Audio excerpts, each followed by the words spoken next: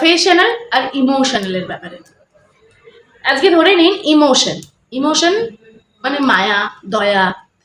আজকে আপনি একটা কোম্পানিতে 10 বছর ধরে চাকরি করেন, আপনি সেই কোম্পানিতে থেকে সব কিছু খুব ভালো করে শিখেছেন। এবারে আপনি সেই কোম্পানিতেই একটা স্যালারি পান মান্থলি 25,000 টাকা।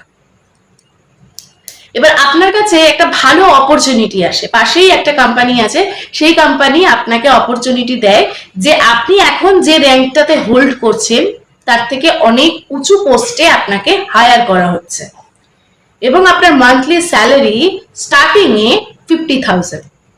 আপনি কি করবেন সেই মুহূর্তে দাঁড়িয়ে? আপনি যদি ইমোশনাল ভাবে ভাবেন তাহলে আপনি আপনার পুরোনো কোম্পানিকে ছাড়তে পারবেন না, আর আপনি যদি বি প্রফেশনাল হন তাহলে কিন্তু আপনি ওই অপরচুনিটিটাকেই চুজ করবেন। এবার ইমোশনাল কিভাবে ভাবেন?